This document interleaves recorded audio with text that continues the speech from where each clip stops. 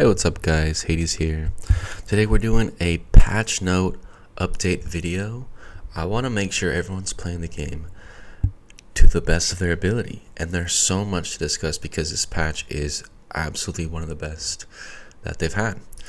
So what you should be doing is checking Facebook every once in a while. The patch notes come out and it's right there. I already have them open, but I'm going to go step by step and kind of give you my opinion and thoughts on each of these, and I'm going to have in-depth video on a few of these as some are a little bit more important than others. Now, the first one is the Open Arena. Open Arena introduces seasonal elements, so the important thing here is they're going to restrict at times different skills, and they're going to ban specific immortals from holding skills. So you're gonna have to adjust your lineups over time, which I personally like. I think Open Arena has had some great progress. Ours just reset, so I'm gonna have to make a new video showing how to do the new updated set. But it got really stale. Everyone was going fire, everyone was going holy, and everyone was going one extra, usually thunder or something. But I like the fact that they're going to change it up, and there's going to be selection of bans, right? So there'll be restrictions in the immortals, restriction in the Tower of Knowledge, and I think it's going to make it a little more spicy, a little more interesting, and this is something I would like to see in IB in the future. So this is a great update. I really like all the Open Arena stuff they're coming out with. Next, Mortal Artifacts. Now, this might be the biggest one, and I've already gotten PMs from a bunch of people. Hey, Hades, what skill should I get? What skill should I get? Well, let's look out how to even do this first, okay? So first you want to go into your inventory, and any extra stones you have can be trashed for Cinder of Wish.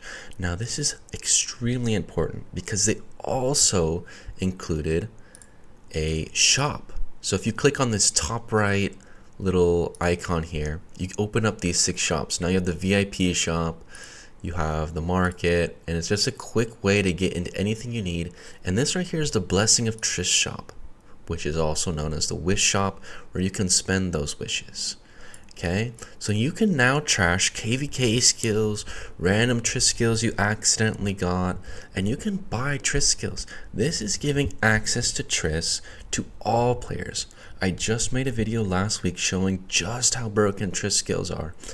So don't rush into this decision. This is one of the biggest decisions you're ever going to make, because a Triss skill costs between $500 and $1,000 depending on luck. So be looking on the lookout for an in-depth video on what skills I think you should be getting based on what marches you have. So be on the lookout for this, and do not rush into this decision. Next, Pakala Great and Equipment Stone slotting. So let's look at those. Equipment Stones, and we will compose. I believe there was supposed to be a feature added to compose all, that you can quickly gauge what their slot or not. Okay. So I believe what they're doing here is if you have someone who doesn't have any, you can just auto slot all, which is interesting. I personally wouldn't do this. I think they're too valuable in the positions they go in. They're very specific what you want, right? You only want physical on a physical carry, and you only want magic on someone like Himiko. What they did add was these nice little level 7, level 8, which are really good to see, because it was hard. You had to click them to see what was labeled on top. So that was really awkward, and that's something they updated, which is a very nice fix. Next is the new Immortal Pakal. Right here. Shieldman Earth Defense. Very interesting look. I've seen him in a few other games. Definitely a famous character. Let's read his ability. Applies Glorious Blessing to all allies for 9 seconds. while this is active, every 10 attacks by allies applies a shield to the ally, including self, who suffered the heaviest losses. The shield absorbs damage that lasts 6 seconds for 300. Upon first reading this, I read this about an hour ago. It didn't sound very good. Now I think all of your heroes include in the 10 attacks. So everyone attacks once, that's 4. Everyone attacks again, that's 8. And then the next 2 autos would be 10, which means you get a 300 shield on the most damaged player, the most damaged hero.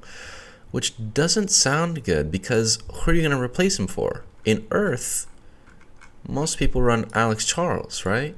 So if you take out Alex, you lose a bunch of damage. You take out Charles, well, he just shields more than that. He shields 400 to everyone, and he shields himself for more than that.